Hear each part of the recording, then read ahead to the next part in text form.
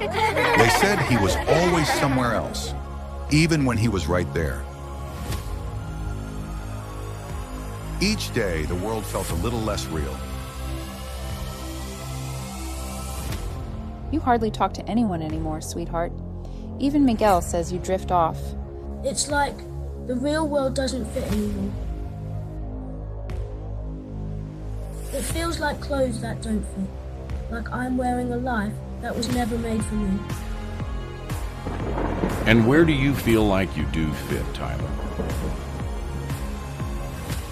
When I'm asleep.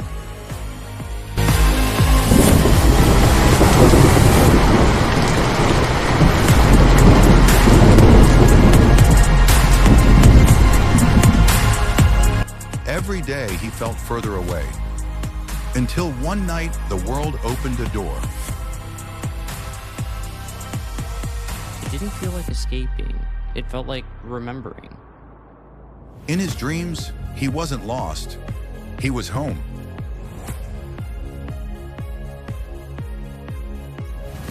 You're the one who created these worlds. They've been waiting for you.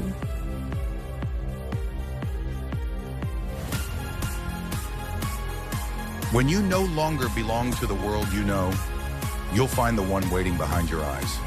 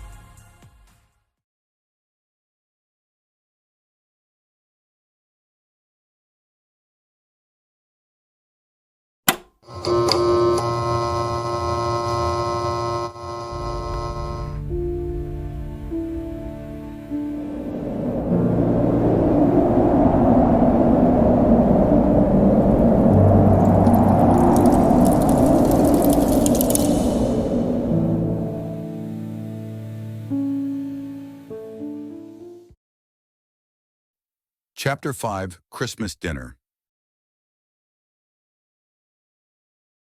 Mario sat back in his chair, observing the chaotic harmony of the living room. The children were immersed in their video games, their eyes glued to the flashing screen.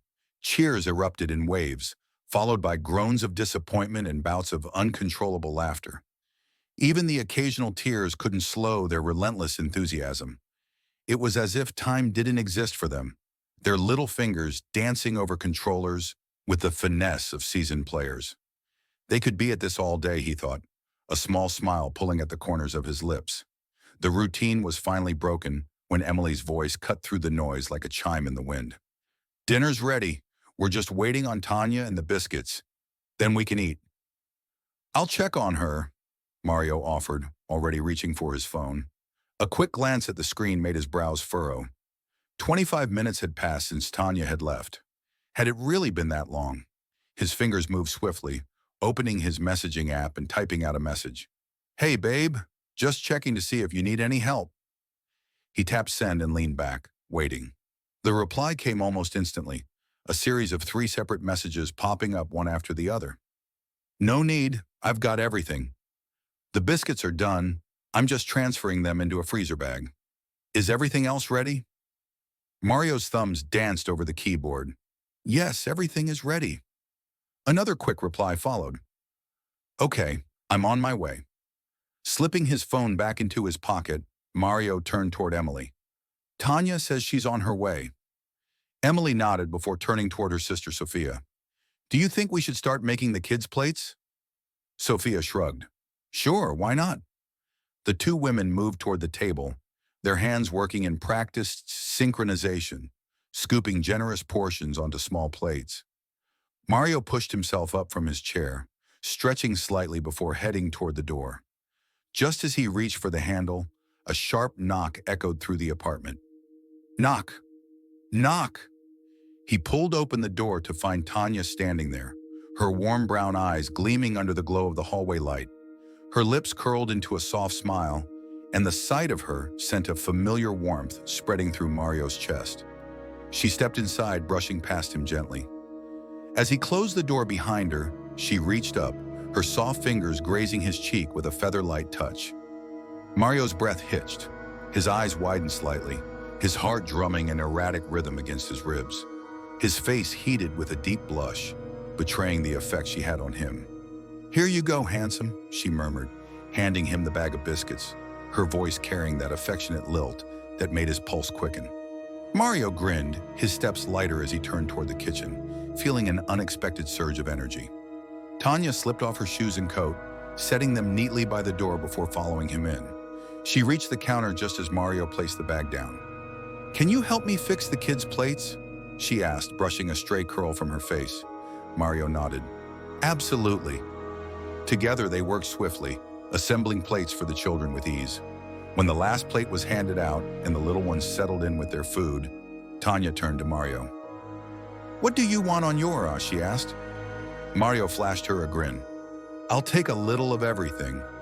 Tanya nodded, methodically going down the line of dishes, placing a portion of each onto his plate. When she was satisfied, she handed it over with a smile. "Here you go." "Thanks." She made her own plate, and as Mario gathered utensils and napkins, she took a seat in the chair he had just vacated. When he returned, she glanced up at him with a teasing smirk. "I'm sorry, I took your seat. Do you want it back?" Mario chuckled, shaking his head. "Nah, it's okay.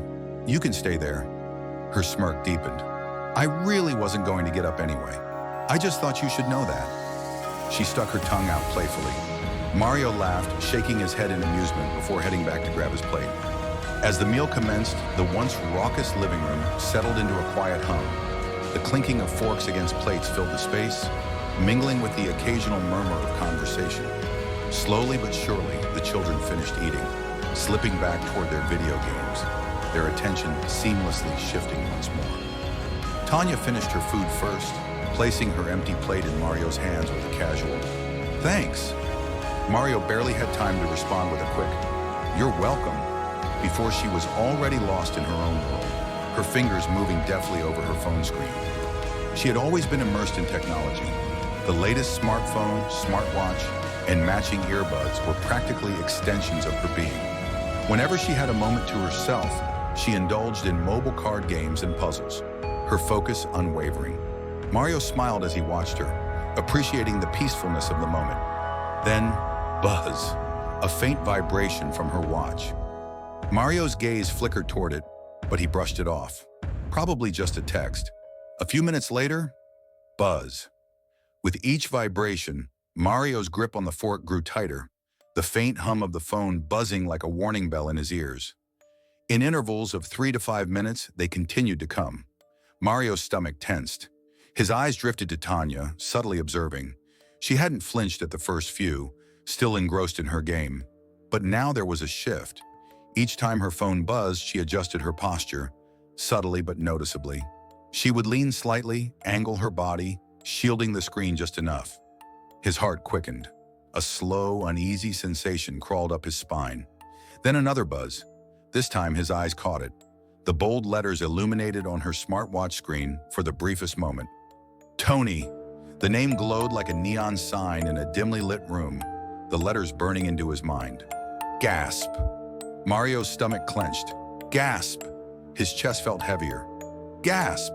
His breath got shallower after each buzz. Gasp. Had it always been Tony, gasping for air? I can't breathe.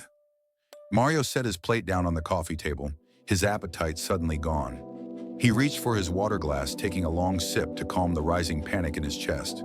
The liquid felt like ice going down, failing to quench the fire of suspicion that had ignited within him. Across the room, Sophia caught his eye with a concerned look. You okay, Mario? You look a little pale. Mario forced a smile. Yeah, just a little full. The food was delicious. Sophia nodded, though her expression remained skeptical. Well, don't forget dessert. Emily made her famous peach pie. Mario nodded absently, his attention drawn back to Tanya as her watch buzzed yet again.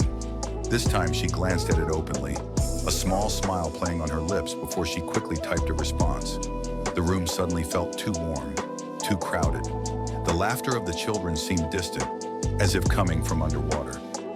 Mario stood, excusing himself quietly before heading toward the balcony door. "Just need some air," he mumbled to no one in particular.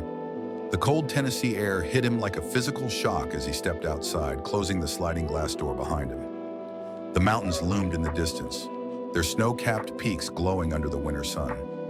He took a deep breath, filling his lungs with the crisp, clean air, trying to clear his mind of the dark thoughts that threatened to consume him. It could be nothing, he reasoned. Tony was her co-worker. Of course they would text occasionally. The gift for their daughter had been thoughtful. Maybe he was just being friendly. Maybe this was all innocent. But why today, on Christmas, when they were with family? Mario leaned against the railing, his knuckles turning white as he gripped the cold metal. 13 years of marriage, 5 children, countless memories, both good and bad. Was it all in jeopardy because of, what, a flirtatious co-worker? Something more? The sliding door opened behind him, and Mario stiffened, expecting Tanya. Instead, Troy stepped out, 2 mugs of a hot and steamy liquid in his hands. "Thought you might need this," Troy said, offering one of the mugs to Mario. "Cocoa. Emily's been hiding it from the kids, otherwise it would be gone." Mario accepted the drink with a grateful nod, the mug warm against his palm. "Thanks."